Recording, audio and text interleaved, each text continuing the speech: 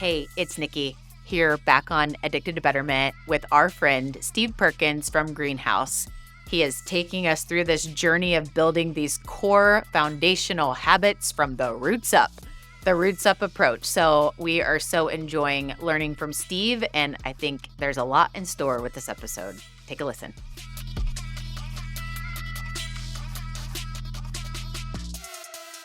Man, one of the best pleasures of doing podcasting is getting to hang out and chat with really great people. And for this episode today, I could be more excited because I get to be with my friend again, Steve Perkins. And this subject we're talking about today, Steve. So you and I were chatting, and I was telling you about this lady that I work with. And by the way, I'm just going to say her first name is Barb.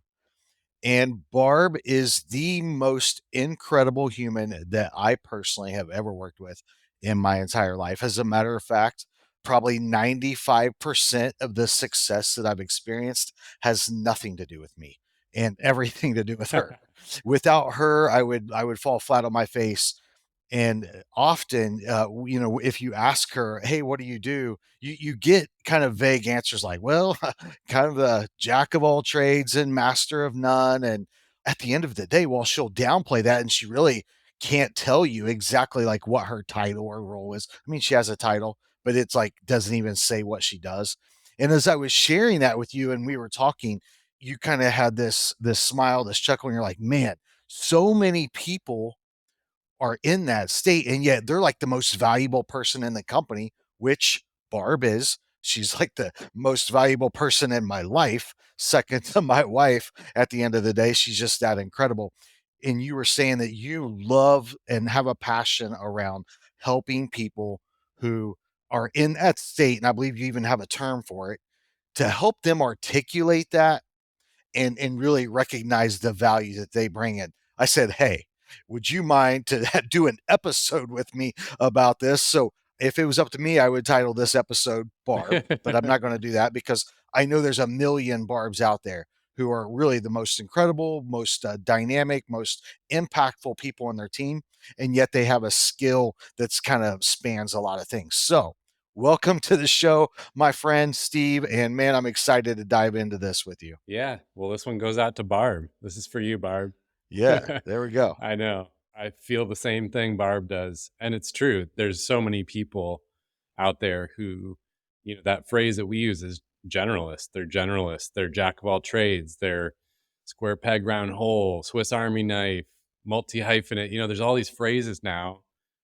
And I think that's because it is a growing population. At Greenhouse, we tried to do the numbers. It's tricky. It's hard to know how to define a generalist because by definition, there's no definition. But our estimate is like 85% of the workforce now is generalists. And yet we have no track for it in college. We have no box on the org chart in corporate America. And a bunch of us feel like we're alone or we're the weird ones. I mean, we talk to people every day who think they are weird and abnormal and they have problems because their career path was windy.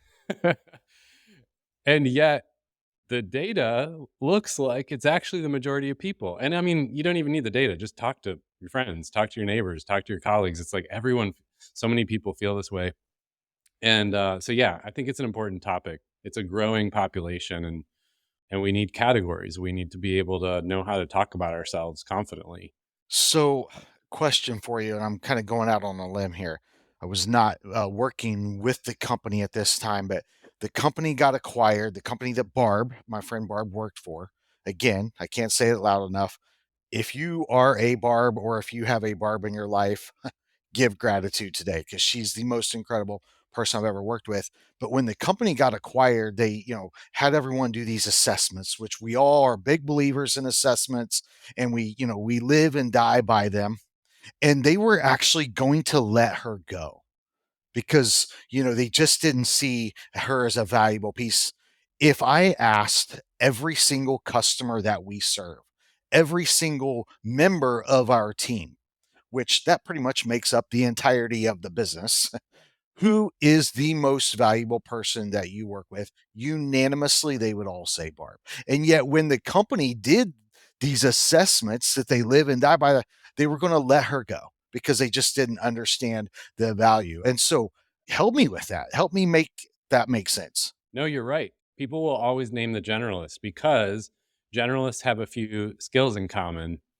And this is the point, like, for everyone listening, if this is you, start taking notes. It's like Yeah, the please. generalists are the dot connectors.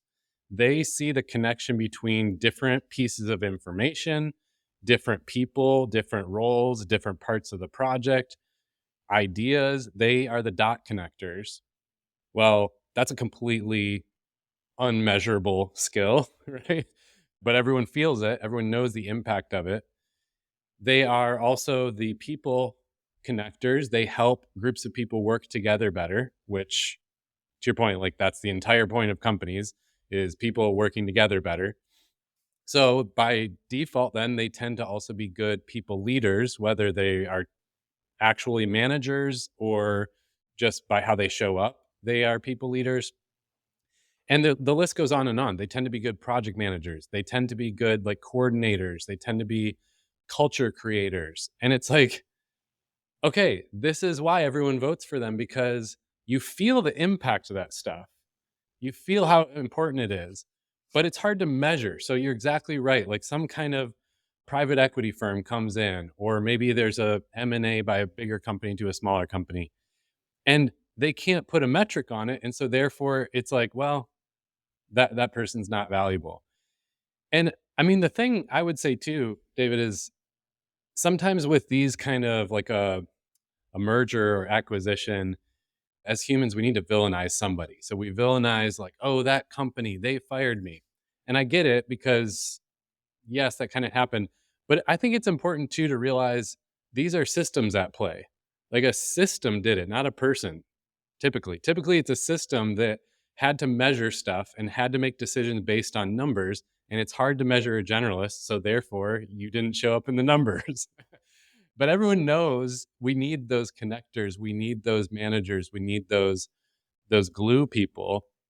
And so I think that's why I'm passionate about this topic, because the way to solve it is to get better ourselves at defining what we do and defining the value we bring to the table, so that it is more measurable, so that other people are able to give voice and articulate, oh, this is why David's great, because of these three things. Boom, boom, boom. It's crucial to our operations. But if you don't know how to describe yourself, then sure enough, like, for sure, I don't know how to describe you. And then this problem trickles on. And it's the same thing for businesses. I mean, if someone's listening who's an entrepreneur, I mean, you and I both struggled with it. It's hard to describe your business, because a business does a bunch of different things. So it is the same problem as the generalist person, is we have to figure out how to name it and how to articulate what is the value we bring, and in a way that's very portable, so other people can take it and, like, repeat it again to others. Yeah, that was perfectly said, Steve. And that is exactly why I knew we had to have you on the show to talk about this. We got to highlight how great these generalists are. And I'm going to confess, it's the first time that I've heard the term. I hadn't heard it used. And it's almost like we should create roles for, hey, we need a generalist here. Because when I think about it, so, I do a lot of work with businesses, and you've got sales, you've got ops, you've got marketing, and there's usually a tug of war between the three of those, and trying to get them to work together, and that sort of thing. And then if you step back and look at it from a higher view, you've got this couple generalists who are really the ones tying all that together and making it work. And I'm like, I never thought about that before until you and I were talking about it. But what's some ways that to help them articulate and to identify what that value is? Yeah, well, it starts with what we're talking about, recognizing the need, because when we talk about this, I feel it myself. I'm talking about myself here. I went to college, there was no track for a generalist. Yet, that's always been my value in any group of people, is I do wear multiple hats, but I'm kind of the connector and make things happen. And most entrepreneurs will resonate with that in some way. So it's realizing, okay, I do need to be able to articulate what I do in a way that makes sense to other people. And then I think there's two key things. The first thing is giving my role a name. And the second thing is then putting buckets under that, typically like 3 buckets of the main things that I do. So when you think about a name, the best example I can come up with is a quarterback in football, because you've got a team of specialists and they all occupy a specific role with a specific set of things they're doing. The receiver runs and catches the ball. The running back grabs the ball and runs. The blockers block. It's like everyone's got a specialist role. But the quarterback is the generalist. They actually have to be good at a bunch of things for the whole team to work. And so to your point, like everyone knows they're the MVP. There's no debate. They are the most valuable player on the team. But how do you define them? Well, it's called a quarterback. And so now suddenly something that's a generalist is seen as a real thing because there's a name. And so this is interesting. We did a post on this recently, and people were just hundreds of comments about like names that people had given themselves. Some of them were hilarious. People were like, oh, I'm the fixer and I'm the Swiss Army knife. But whatever the name is, it was working better for them because they named their role instead of, oh yeah, I'm Steve. I just do a little of everything here, whatever, I don't really know. It's like, what worse way to introduce yourself than that? You just basically said, I'm worthless and don't pay any attention. So I think the name is important. And whether that's generalist or your own creative name or title, I think that's actually an important piece. And it can be fun too, because sometimes people are in a big company and they're like, well, I don't have the freedom to give my own title. I would challenge you on that. It's actually, you've been there too. You usually have more leeway than you think. And it's just a matter of stepping up and asking or just start doing it. Usually you can ask for forgiveness later and that works. So I think that's thing number one. How much of that do you think is just being, oh, this is what we've always done? So, kind of stuck in the old ways type thing, mentality of, well, you have this role, you have that role, and you have that role, really not stepping back to think of modern society and how to kind of move forward progressively with today's world. It's a huge topic you bring up, because it is true that the industrial age and the factory system are what created this dynamic we live in. I mean, I nerd out on this stuff, so we could talk for hours about this part, but I think it's really interesting that for all of history, there was no such thing as like the org charts and, the little specialist boxes. And then the industrial age happened, and suddenly we have this whole factory system where we need to put boxes on an org chart. And literally, it was in the 1970s, this guy, Milton Friedman, he created basically, like, he defined the workplace we all live in now that we think is normal, and it's not normal at all. It was designed by this guy. And he basically said, hey, the only goal of a public company is maximizing profits. And so basically we need to create this system, and we need to be able to define everything, and we need to be able to have these boxes on the org chart. And so fast forward till now, and we've had all of these shifts: global economy, gig economy. You can start a business from your basement. We've got, post-pandemic, everything's changed with remote and virtual hybrid work. The rules of the workplace have totally changed, but the structure of the workplace is still stuck in the past. And so you're right. Like, this is why there's a growing amount of generalists. We still do need specialists. That's still important. But it's specialists paired with generalists that make it all work. And yet, like, big corporate systems are still just built on this kind of factory system that's totally outdated.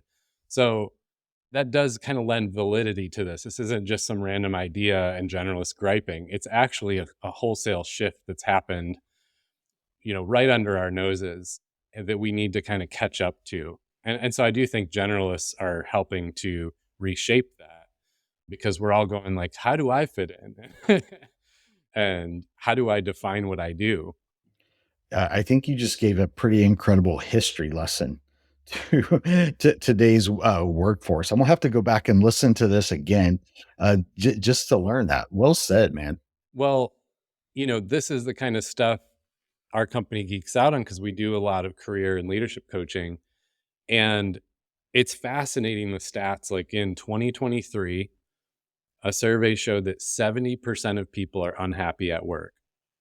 The biggest spike in the history of measuring these kind of stats. And so obviously, like, the pandemic and the world changing had a lot to do with that. But I personally think it's because that whole shift woke us up, and people are, because we hear it firsthand from people all the time. They go, yeah, I started realizing, like, wait a minute, life is short. Like, what am I doing? I want work that's meaningful. I want work that matters and that fits me. And somehow I'm stuck in this role that it's like the worst fit for me. I don't like it at all. It's not the right thing. And so they're rethinking, and people are starting their own businesses, and people are just waking up to, hey, work could actually be purposeful and fun and impactful. And what would that look like? And so it sparks all of this, like, wait a minute, we're operating in this workplace system that's like built for a long time ago. And yeah, it's crazy. Like, the stats are so high because people are questioning the foundational fabric of what we've built. It's not just that people are like, suddenly there's a trend of entrepreneurship, and so people are just trying to start businesses just cuz. It's like, no, there's a reason this is happening. And you have a lot of people entering entrepreneurship who wouldn't identify themselves as entrepreneurs because they're looking for more purpose and freedom. They want to make an impact. They want to use their skills better.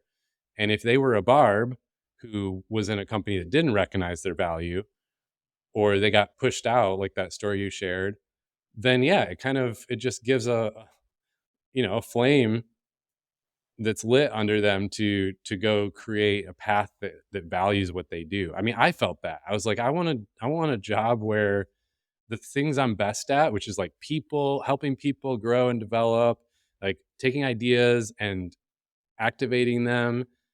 I want a job that says that's what I'm graded on. Whereas when I was in the corporate world and I had, jobs that said like that's not valuable, then it's confusing because everyone's telling me that's what I'm good at. That's where I feel life and vibrancy, but like I'm supposed to do these other things that have nothing to do with that. Man, that is wow. That really hits close to home because to your point, you can do some things that add incredible value to the company and really accelerate the company's goals, but yet they're not measured on a KPI. You know, what I hear you saying is in those circumstances, if you have someone who maybe there's a personality conflict, or maybe you got a boss who really just doesn't like that person, it's easier to detract that person's value or skill because you're not looking at measurable numbers sometimes to say, oh man, they're delivering this in sales, or they deliver this, or their team does. It's immeasurable stuff is what I'm hearing. Yeah. Okay, so let's riff off this. So I think if someone's listening, they don't know how to explain what they do, they're a generalist. The first thing is come up with a title or a name. Like, name it like the quarterback, so it seems legit. All right, now you're legitimized. Yay. Hey, Barb, Congrats. I can't wait to call Barb and tell her now she's the quarterback. That's her role now. I love it. And then everyone else can just call themselves a Barb. It's like, we'll TM her name. Well, then the second piece is bucket the different things you do into just a few. I just call it buckets. 3 buckets is the goal. Three things. If it's less, that's great. But 3s, brains like 3s, so it's good. And even if I do 12 things, that's okay. Bucket it into 3 that are very specific words. So now I'm taking the nebulous, ever-changing world of stuff that Steve does that no one can understand, and I'm putting it into a package that your brain can understand and take with you. So a package of a name with 3 things. I like to think of it that way in the kind of work you and I do with leadership development and personal growth. It's all intangible. And so we got to make it like going to the store and pulling something off the shelf. Like, we got to make it packaged so it's tangible. So let's just play around with it. Like, David, what would you say? And you can just brainstorm out loud. What are some of the things that people value, that you bring to the table, that you do, that people say they appreciate? Just kind of spitball. Oh man, help them recognize gaps in their business that they need to cover. Give them the tools and resources to do that. Help them recognize and solve problems of diverse natures in their business. So, I wouldn't say, oh, I help them in their sales, or I help them in their ops, or I help them in their marketing. It's more of a general, pardon the pun, but it's a general, terms that I help them in. Okay. And then what would you say on the day to day, like if we were to look at your to-do list or your calendar this week, what are some of the types of things that are occupying your time? Do I really have to answer this, Steve?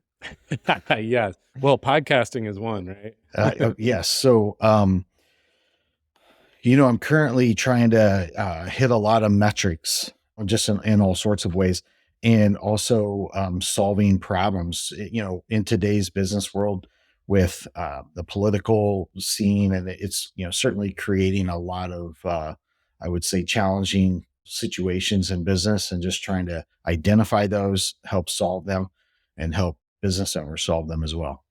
Okay. All right. So just to play with it, we're obviously doing a short version. Part of what you listed was the different things you do to help businesses grow. You help them see gaps, you give them tools, you help them problem solve, right? So I'm going to just label that help businesses grow. All right. Then another thing you do is you're a podcast host, and through Addicted to Betterment, you help people like see more of what's possible in their life and grow to new heights. Yeah, I would say help people achieve excellence or experience excellence in every area of their life wheel. Excellence in every area of their life wheel. Okay. So experience fulfillment in every area of their life wheel. And then, so this where it gets really broad. Now we're getting broader and broader, especially men, helping men identify and be committed to the core values of real manhood. Okay. All right. So this is good. You actually are leading me where I want to go. So what would be ideal world? Let's say suddenly like all the things you have to do are off your plate, and starting tomorrow you could just do the thing that would be the dream for you. What would that be? If I mean, I'm assuming it's around, helping men experience excellence in every part of their life wheel. Yeah, great question. And the way I would answer that is, if tomorrow I could plan every day exactly as I wish, I would spend my entire day simply having conversations with business owners, helping them identify problems and solutions in their business and in their personal life, because I personally believe, well, actually, I know that's very strongly intertwined. Okay. So just to give everyone an example, and this is just a quick and dirty, but we're trying to come up with a title and then 3 buckets, right? So maybe the title is I'm going to call it a catalytic coach. And I'm just making this up, so you might not agree. But again, the point is a title that I can carry with me. So I'm going to call it a catalytic coach because I'm just in that world. And the 3 buckets are: you help businesses grow, you create content and community to help people experience excellence in every part of their life wheel. And then notice my language here. And then really the dream category is helping men, business owners, do that same thing, but really connect it between their business and their life. So the whole thing's working together. Okay. So, you and I met at a get together, and we're hanging around the cheese and crackers. And, of course it's like, hey, what do you do? Hey, what do you do? And when you ask me, hey, what do? I say something super boring, like, oh, I do leadership organizational development, and, whatever. I run a business. And anyway, what do you do? And then you're like, oh, well, I kind of call myself a catalytic coach. And there's three buckets of things I do under that. The first one is I help businesses grow and develop into their full potential. The second is I am a podcast host. I actually make content and create community to help people really achieve excellence in all the parts of their life wheel. We can talk about what that means.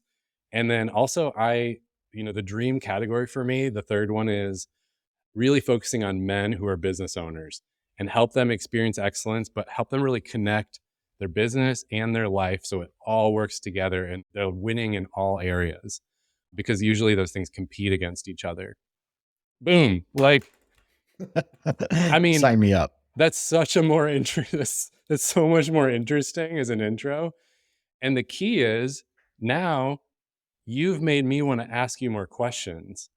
So instead of like my intro made you kind of gloss over and want to walk away, your intro makes me want to ask some follow-up questions to learn more. And so I think this is the other challenge with generalists is we think we got to say the whole list of everything we do. And the reality is you don't. You just got to give a teaser. But if I give that title in the 3 buckets, now, I mean, I am actually super curious, even though like it was a fake situation there. I'm curious to ask more about, especially about that third bucket. And what it does is it creates career and business opportunities, because now, A, I know who to connect you with. B, I know like how I could utilize your services. C, if you're an employee and you're interested in career growth, like now I have an idea of where you would fit in the organization. And D, I know your dream scenario. And so maybe, and I've literally had this happen with people.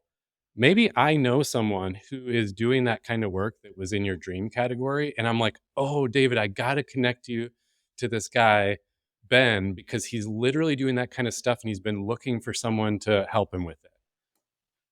And tomorrow you move into like your dream job more closely. It's just like it unlocks opportunities when you put it out there in a clear, portable way.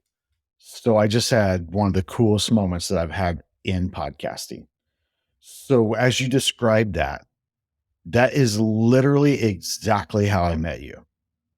Because I got connected to you because you had a conversation with someone that we mutually know. And they were like, man, you have got to meet Steve Perkins. I mean, his passion, and he's doing a lot of things exactly what you're passionate about. You guys have to get connected. That is exactly actually how you and I got connected. That is wild. I wouldn't have put those dots together, but you're right, because it was the same thing on my side. And like, can we plug Christy Scoopvic here? Because she's on her podcast is on the network here. We had been talking and she asked me one of these questions, one of these generalist questions, like, hey, in your business, what are you focused on this year? And I used to totally fail at this question, and I would have just said a bunch of gobbledygook. It made no sense. But, luckily we do practice what we preach over here. So I had worked on like, how would I articulate what we're focused on? And one of the things was podcast. I really want to be on more podcasts and get out there and speak to people and form partnerships that are really, really fun. And same thing. She goes, oh my gosh, I got to introduce you to Nikki and David at PFN. That's crazy. Yeah, you're right. It opened up a really cool door. So, Steve, this is awesome. I mean, it's cool as I'm listening to you describe that. But as we're talking about this, I know that many people who are a generalist or are a barb, who are great at a lot of things, who really care about what they do, care about people, and care about doing a great job and all the things, and yet have a hard time articulating, this is the value that I bring, or this is what I do for my company. What are some steps that someone in that position can take to get some clarity around that and either be able to articulate it well or use it to leverage in their careers or personal lives, whatever it may be? What's some steps that people can take? I'm glad you asked, because it is one of those topics that's hard to do on your own, because we live in the weeds of our own life. So it's hard to like see ourselves clearly. That's why in our little role play there, I articulated it for you, because it probably would have been harder on the spot for you to do it for yourself. But I mean, look at that. Like just from our chats, I knew how to bucket it up, and it was probably, I mean, what would you say? What's the score? How close was it to reality? I mean, I felt like it was pretty spot on, actually. Okay. So that's the point, is someone else can see you more clearly than you can see yourself. So this is why we do coaching around topics like this, because a coach comes in with that fresh lens and they can quickly start to put definition and words on who you are. But like with all these topics we're hitting on the podcast, we have some baby steps for someone who's not ready for that. We can link it in the show notes, but we have a mini course that walks you through the step-by-step how to create your title and your buckets and get it in a sentence you feel good about. There's a little bit of practicing it, like getting it to feel like your own words and not awkward, robotic. And so people can actually go through that course. It's like $25 and you can go through the steps and feel confident next time someone asks you, what do you do? Or next time you have to introduce yourself in a meeting. But I think especially with this topic, I would really encourage folks they can also grab a coaching session there and get that one-on-one help, because someone else is probably going to be able to put words to it quicker than you can for yourself. But yeah, I mean, the good news is you don't have to keep staying stuck with this thing. Like you could get over the hump this week and feel clear and confident and knowing what you're saying. What I notice in this line of work is so many people think they're stuck, and you just assume like I'm stuck forever. If I feel stuck on this topic, I'm just stuck. And no, slow down. Like what? Okay, if you were still stuck a year from now, how would that feel? Well, that would be terrible because this thing kind of comes up over and over every week. All right, well, what if you dedicated 1 or 2 hours of your time this week to getting unstuck? What would happen? Because we can build it up in our head and we're like, well, I don't have time. Like I'm going to have to devote, so much time to this. I'm like, no, I'm talking like 1 hour. You can get unstuck in 1 hour. We see it with people every single day. So I would encourage people to check out the links and take the next step. Love it. We will put those links in the show notes. Man, the work you guys are doing, Steve, and the heart you have for impact and helping people it's why you're a friend. And it's why we love having you on the show and just sharing your gift with the world. So thank you. Friends, man, if you're feeling stuck, I love what Steve said. It would be a terrible shame to get down the road and still be stuck. You got the opportunity, grab something out of the show notes here, take an hour and take the opportunity to get yourself unstuck. Steve, always a pleasure to have you. I'm going to right now hang up and call Barb and tell her how much she means to me and how great she is. And so thank you. Thank you for the clarity on this. Thanks, man. So you just listened to this episode. Now, join us in being addicted to betterment. Please subscribe to the show, share with your friends, tag us, and please take a moment, leave a review. Yeah, we do want your stars, but we really want the feedback.